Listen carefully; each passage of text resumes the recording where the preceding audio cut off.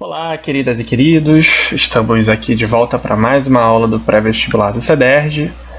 Hoje a gente vai continuar a aula da semana passada a respeito da coesão e nós vamos falar da coesão sequencial dessa vez. Na última aula nós falamos bastante da coesão referencial e agora é a hora da gente finalmente avançar. Para a gente poder começar, eu queria que a gente desse uma olhada para essa tirinha aqui. Vocês percebem que, para a gente poder entender a história, é preciso que a gente observe a sequência dos quadrinhos? Primeiro, a Lulu está tentando caçar borboletas. Depois, distraída por causa disso, ela bate com a cabeça numa árvore. Vê estrelas, e aí na sequência ela confunde as estrelas com a borboleta. Captura uma delas. E só depois corre para o seu amigo para mostrar, e ele vê que não tem nada e achar que ela está maluca. Houve toda uma sequência aqui. Se vocês notarem, eu usei uma série de expressões para poder organizar essa sequência. Primeiro, depois, em seguida. E é disso que a gente está falando quando a gente está se preocupando com a coesão sequencial. Tendo isso em mente, a gente pode começar a pensar no que é a coesão sequencial. E a coesão sequencial diz respeito às palavras, às expressões, às orações, aos períodos, que vão estabelecer relações de interdependência semântica. O que é isso? Interdependência de significado. As palavras vão começar a se relacionar umas com as outras. Elas seriam partes do texto. Ainda que, como está bem escrito aqui no slide, a rigor, falar de partes seria um equívoco, já que cada um desses segmentos textuais tem um sentido próprio, ainda que reduzido. Quando eu falo por causa de, portanto ou por isso, cada uma dessas conjunções aí tem uma relação semântica muito própria, não é? O por isso geralmente a gente vai usar para explicação, o portanto a gente vai usar para conclusão, ainda que o por isso possa ser usado para alguma conclusão também. O porquê vai ser usado para causa, enfim. Só que a gente articula essas partes para garantir a manutenção temática, a progressão temática e as conexões semânticas, ou seja, para que o texto se conecte e para que o sentido possa tanto se manter quanto progredir. Mas aí, para a gente entender um pouquinho melhor o que é manutenção e o que é progressão temática, a gente tem que se perguntar se esse tema é aquele que a banca pediu para a gente escrever? Bom, sim e não, porque a gente está escrevendo sobre o que a banca pediu, mas o tema do texto está muito relacionado àquilo que eu quero provar também, então está relacionado à minha tese. Vamos dar uma olhadinha aqui. A política tradicional tem enfrentado resistência por parte da sociedade, sobretudo entre os mais jovens. Seja o regime democrático com sua tradicional lentidão, sejam os péssimos exemplos de tantos representantes da sociedade, o fato é que, em pouco tempo, o voto se tornará artigo raro, tanto quanto a própria gestão pública. Ou seja, para falar sobre os problemas relacionados ao voto e à gestão pública aqui, eu lanço mão de uma série de palavras como política, regime democrático, representante da sociedade, voto, que vão garantir a manutenção do meu tema. Tema esse que nada mais é que os problemas da política atualmente, ou pelo menos os problemas da política brasileira. Mantendo o meu tema, eu consigo que o meu leitor acompanhe melhor o meu raciocínio. E para manter esse tema, eu vou usar uma série de palavras-chave que se relacionam a ele. Agora, quando a gente fala em progressão temática, a gente está falando uma coisa um pouquinho diferente. Vamos ver. As tecnologias estão cada vez mais presentes na educação de uma criança. Na primeira idade, as narrativas exercem um papel fundamental na transmissão de valores. Sem dúvida, ouvir histórias ajuda a absorver comportamentos e mensagens, ainda mais quando se pode intervir no enredo. Os videogames cumprem essa função na contemporaneidade. Percebam que aqui eu começo falando das tecnologias, mas para chegar na educação, já houve uma progressão de um tema para o outro. Em seguida, eu vou dizer que é na primeira idade que as narrativas exercem um papel na transmissão dos valores para as crianças, algo que progride um pouco mais a ideia de educação, não é? Quando eu transmito valores, eu educo. Em seguida, eu vou dizer que, sem dúvida, ouvir as histórias ajuda a absorver comportamentos e mensagens, progredindo um pouco mais a ideia de educação. Só no final que eu vou trazer novamente os videogames para explicar que eles cumprem a função de ajudar as crianças a absorver comportamentos e mensagens através de narrativas. Com isso, eu estou evocando o princípio da circularidade, eu estou trazendo o meu primeiro tema para o final e eu estou ao mesmo tempo amarrando todo esse parágrafo, que progrediu de um tema para o outro, progrediu o outro tema e fechou voltando ao tema inicial. É a mesma coisa que a gente faz quando a gente escreve nossos textos. A gente usa o princípio da circularidade para poder desenvolver temas e depois retornar ao tema inicial. E com isso, fiquem atentos, porque um texto nunca vai trazer só um tema, mas ele vai trazer uma série de temas que estão progredindo aquele tema inicial, que é o centro da nossa argumentação. Entendendo finalmente como se dá a manutenção e a progressão temática, a gente pode vir para uma outra forma de produção de sequenciação que nos é muito interessante. Trata-se das frases de apoio. Por que elas são importantes? Primeiro, porque quando a gente fala em texto, a gente fala na tentativa de colocar uma certa objetividade no que a gente fala. E aí, muitas vezes, é muito difícil para a gente pensar, nossa, mas se eu tenho que ser objetivo, como é que eu coloco a minha opinião? Pois então, há formas de colocar a sua opinião, e as frases de apoio servem para isso, porque elas vão permitir que a gente transforme uma frase em algo um pouquinho diferente a partir da nossa visão. E as palavras transmitem isso. Percebam, o Brasil apresenta problemas. Simplesmente sabemos, expositivamente, que o Brasil tem problemas. Agora, se eu digo que é evidente que o Brasil apresenta problemas, eu estou marcando uma opinião, eu estou marcando uma visão. Estou deixando que é muito claro. Como assim você não percebe que o Brasil apresenta problemas? É evidente. É possível que o Brasil apresente problemas? Eu já não estou mais afirmando com certeza como anteriormente. Eu estou aplicando dúvida. Pode ser que tenha problemas, pode ser que não. E é lamentável que o Brasil apresente problemas, eu já não estou trabalhando nem com dúvida nem com certeza, mas eu estou trabalhando com uma certa infelicidade. Em todos esses casos, o que nós temos são frases pensadas justamente para ajudar a gente não só a construir sequenciação, porque eu digo que é evidente que o Brasil apresenta problemas para dizer depois quais são os problemas, ou é possível que ele tenha problemas para depois abrir a possibilidade de talvez tenha dessa forma ou talvez não tenha desta outra, ou é lamentável que ele apresente problemas por causa das seguintes razões. Aqui, além de eu produzir sequenciação, eu coloco opinião. Isso é muito importante para a argumentação. Aqui, portanto, faço uma pequena lista de frases de apoio que a gente pode usar com uma estrutura muito definida e muito bem sequenciada, que a gente vai trabalhar em diferentes textos, diferentes formas que vocês podem usar à vontade. Então, por exemplo, eu posso começar com um verbo bem simples, como é válido, um verbo declarativo qualquer. Então, é válido, torna-se válido, parece válido o quê? Analisar, no entanto, que. Ou torna-se importante observar também que. Parece possível ressaltar ainda que é necessário discutir de fato que. Percebam que todas essas frases estão organizando o meu texto. Elas dizem se é importante, é válido, é necessário, qual é a sua opinião, o que eu tenho que fazer, analisar, considerar, observar, discutir e qual relação semântica eu quero estabelecer. De adição também, de conclusão, portanto, de adversidade, com no entanto. Então, trabalhar com frases de apoio é sempre muito útil para a gente deixar o nosso texto um pouco mais organizado e um pouco mais clara também qual é a visão que nós estamos querendo transmitir. E isso nos leva, percebam aí a coesão sequencial, e isso veio algo antes, que me levou a algo que veio depois, nos leva então aos ganchos semânticos, que vão acontecer no nosso texto em 4 níveis, e o nosso principal objetivo é chegar no nível 4. O nível 1 de gancho semântico ocorre quando a gente não coloca nenhum tipo de ligação entre os parágrafos. O nível 2 é quando alguns conectivos são aplicados, mas a gente fica só no conectivo. O nível 3 é quando a gente usa conectivo mais uma referência ao parágrafo que veio antes. Vamos ver um exemplo.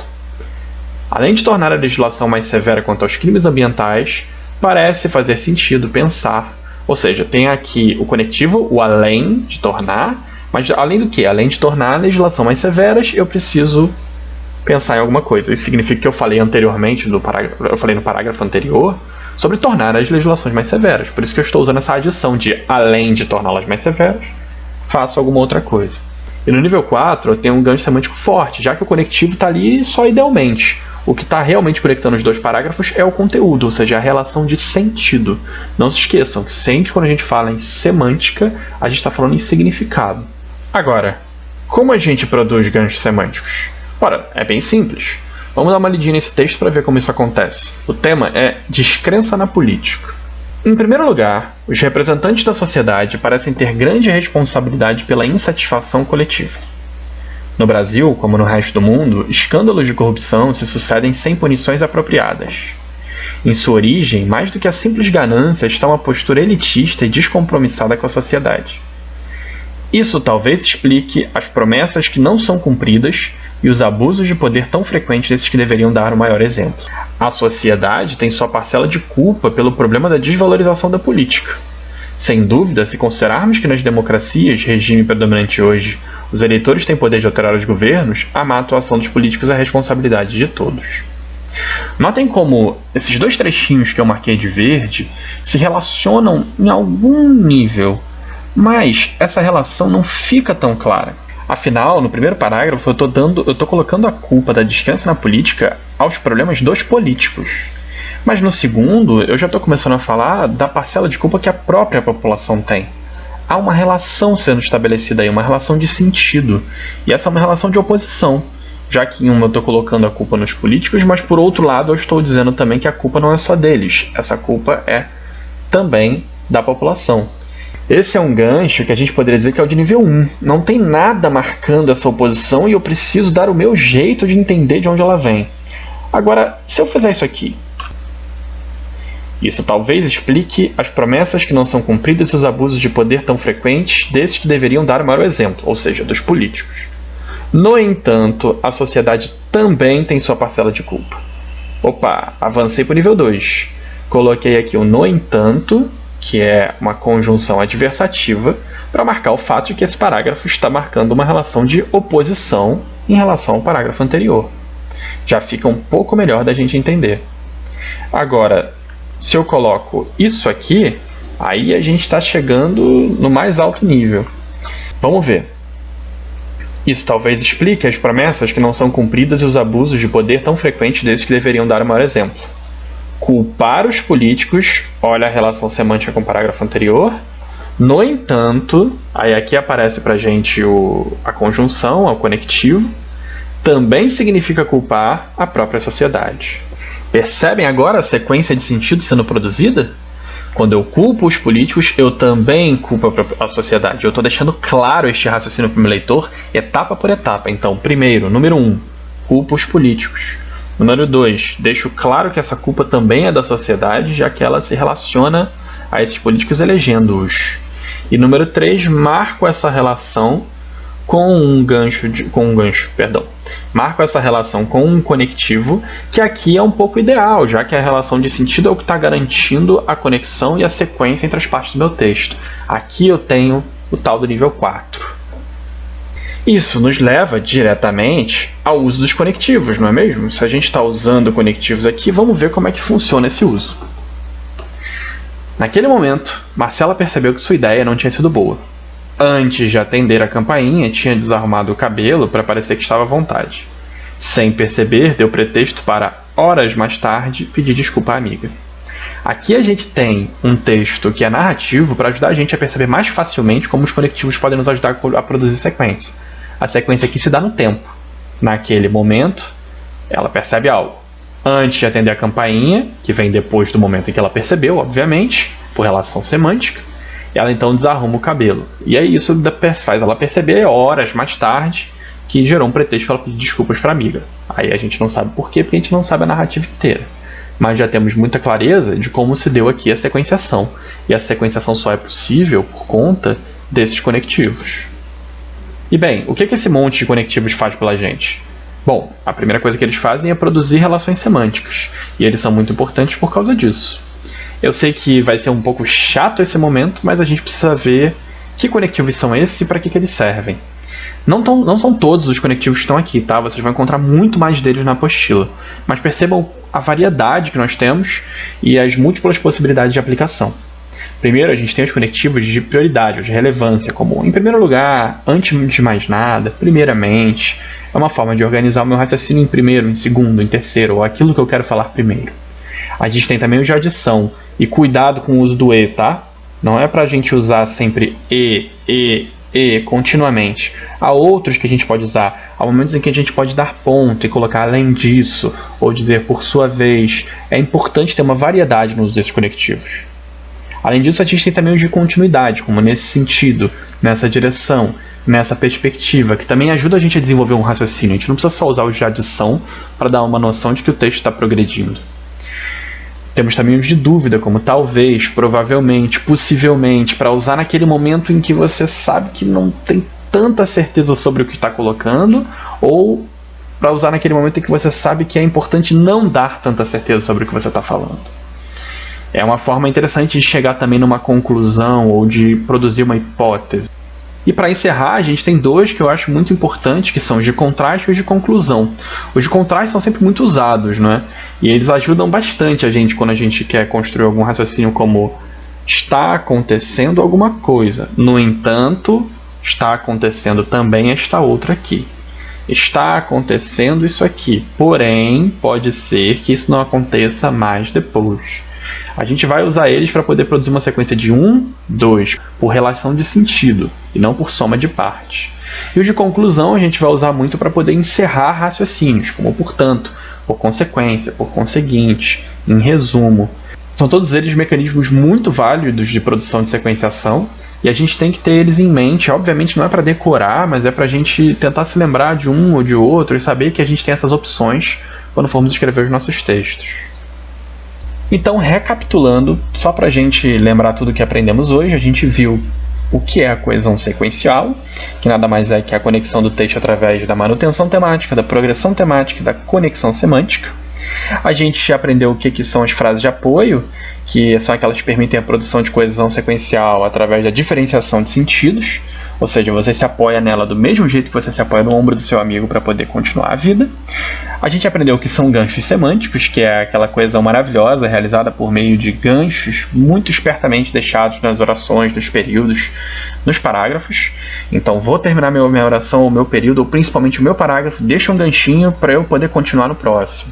E pelo uso dos conectivos, que são chatíssimos, mas maravilhosos, já que eles podem produzir uma relação de sequenciação muito útil para todos nós. Definitivamente são o chá de boldo da dissertação. Mas agora, você está achando que acabou? Não, não acabou de jeito nenhum. A gente tem uns exercícios aqui para fazer. Então, deem agora aquela pausinha no vídeo, observem os exercícios.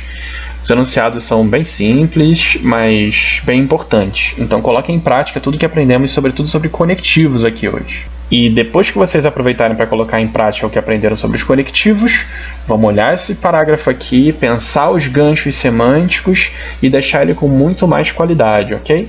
Porque o que a gente não pode esquecer é que a coesão, tanto a referencial da aula anterior quanto a sequencial dessa aula, não são opcionais, elas são muito importantes para construir organização dentro do texto. Então a gente tem que treinar para poder usar sempre. Não se esqueçam que a coesão é a organização, portanto precisa de referenciação, de sequenciação e de relação. Não é só uma questão de colocar conectivo, é fazer relações de sentido. Não é só apontar para trás, é tornar as partes unidas por meio de temas.